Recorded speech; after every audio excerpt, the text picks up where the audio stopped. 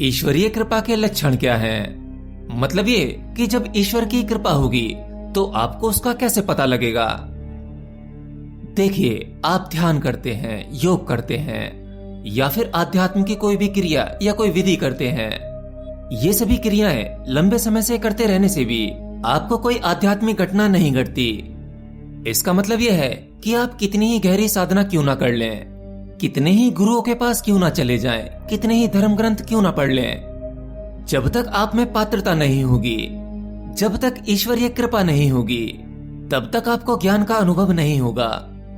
और सत्य यह भी है कि पात्रता पाने के लिए आपके लिए ध्यान और क्रियाएं सहायक हो सकती हैं। कोई गुरु भी आपको वो मूल्यवान बात या कोई गहरे ज्ञान की बात तभी बताता है जब वो आपके भीतर पात्रता देख लेता है। ये बिल्कुल वैसा ही है जैसे अगर आपको एग्जाम में अच्छा स्कोर करना है, अच्छे अंक प्राप्त करने हैं, तो आपको एग्जाम से पहले तैयारी करनी होगी, अपने आप को उस योग्य बनाना होगा। और उस एग्जाम की तैयारी में आप बहुत सारी क्रियाएं करते हैं, आप प्रयास करते हैं, मेहनत करते हैं, और किसी भी कार्य के लिए किया गया प्रयास या मेहनत कभी बेकार नहीं जाती, उसका फल आपको अवश्य मिलता है। तो आध्यात्म में सफलता पाने के लिए या इसकी गति को बढ़ाने के लिए सबसे पहले आप में पात्रता होनी चाहिए।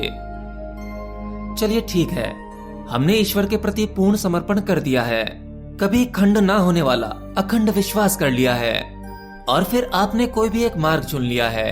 अब वो चाहे भक्ति का मार्ग हो, कर्म का मार्ग हो, ज्ञान का मार्ग हो या अन्य कोई मार्ग। याद रखना, ईश्वर प्राप्ति के लिए आप मार्ग कोई सा भी चुने, लेकिन जब तक उस ईश्वर के प्रति पूर्ण समर्पण नहीं होगा तब तक कोई भी मार्ग आपके लिए सहायक नहीं हो सकता। तो ये हमारी सभी बेसिक तैयारी हो जाती है। अब इन्हें तैयारी मुझे कहना पड़ रहा है, हालांकि इसमें कोई तैयारी जैसा कुछ नहीं है, बस ये केवल स्वाभाविक होना है, प्राकृतिक होना है।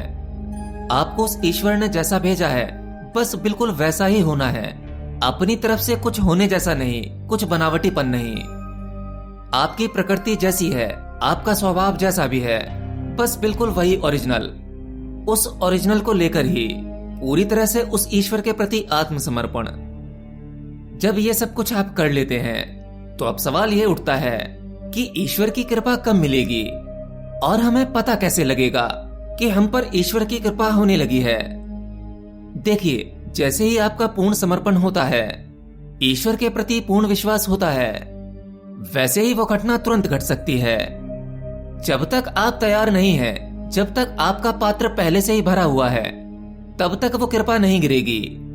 असल में आज हम जितने भी विधि विधान कर रहे हैं या ईश्वर की प्राप्ति के लिए आप जितने भी मार्गों के बारे में जानते हैं, आपको अनेकों प्रकार की जानकारी मिलती है, अनेकों मार्ग मिलते हैं। मार्ग सभी सही हैं, परंतु आपके लिए कौन सा मार्ग उचित है ये आपको समझना होगा।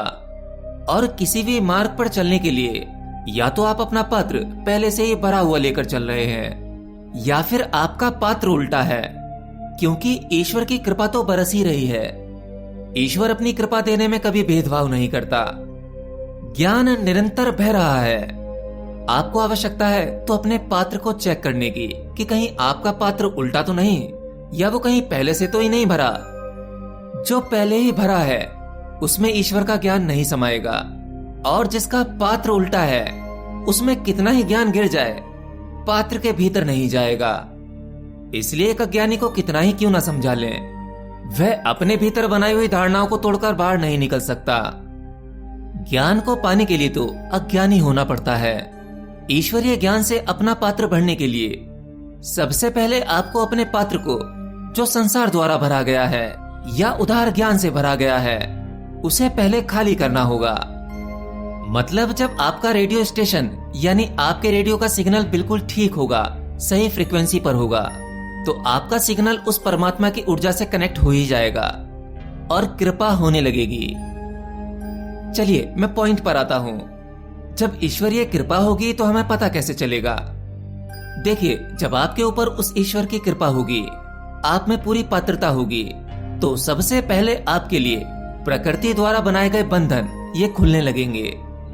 इसे ऐसे समझो, आज आप जो भी कुछ हो या आप जो भी कुछ कर रहे हो, ये सब करवाने के लिए प्रकृति द्वारा आप चुने गए हो।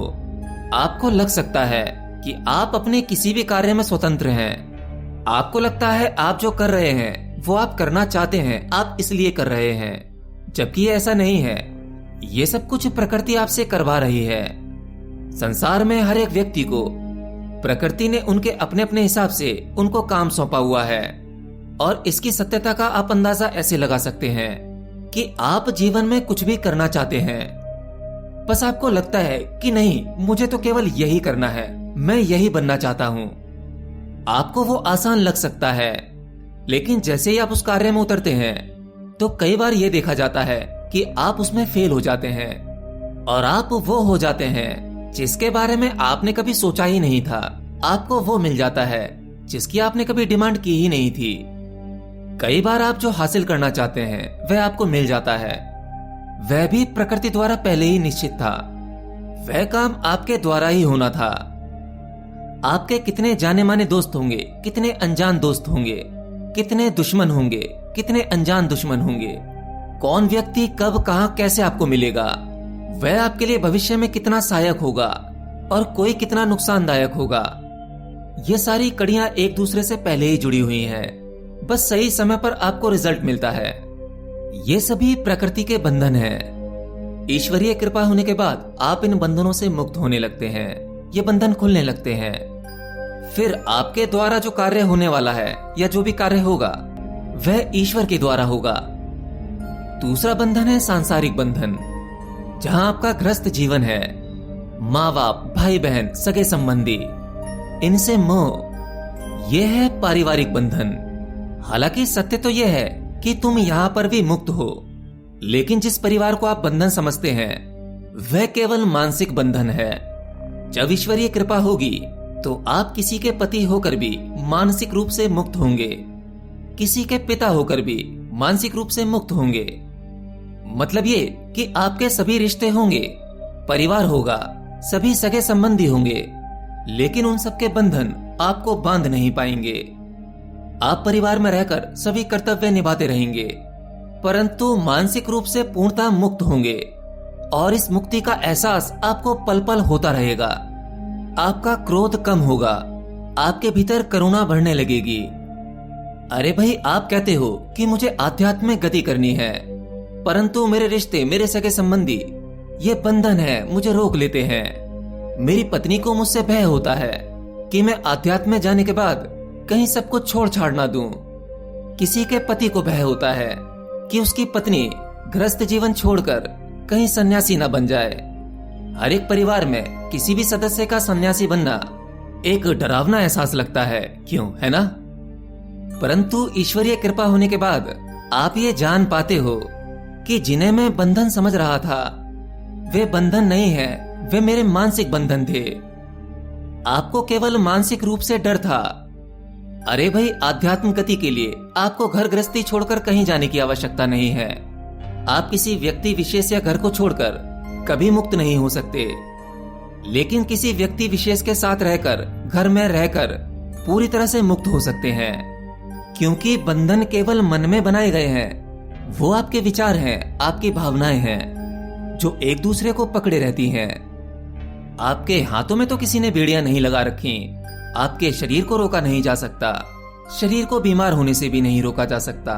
जिसका समय आता है वह चला जाता है, तो आप किसी को फिजिकली नहीं रोक सकते। आप में कोई बेड़ियां नहीं है। बेड़ियां अगर हैं तो वह है मानसिक बेड़ियां। ईश्वरीय कृपा होगी तो इतनी सी बात आपकी समझ में आ जाएगी। इसके बाद आप सभी बंधनों में रहकर भी अपने आप को बंधन मुक्त पाते हैं। लोगों को देखने का नजरिया, उनसे बात करने का नजरिया बदलता है। हर एक दृश्य से, हर एक बात से आप कुछ न कुछ ज्ञान इकट्ठा कर ही लेते हैं। इस प्रकृति में, इस संसार में आप जो देखते हैं, समझते हैं, वो आपका देखना और समझना एक अलग ही प्रकार का होता है। मतलब ये कि अब आपका पात्र सांसारिक ज्ञान से नहीं भरता। मतलब जो कृपा ईश्वर द्वारा बरस रही है, आपका पात्र उस ज्ञान से भरता है। यही वो लक्षण है जिनसे आप जान पाते हैं कि हाँ, अब ईश्वरीय कृपा होने लगी है। आप बिल्कुल सही मार्ग पर हैं।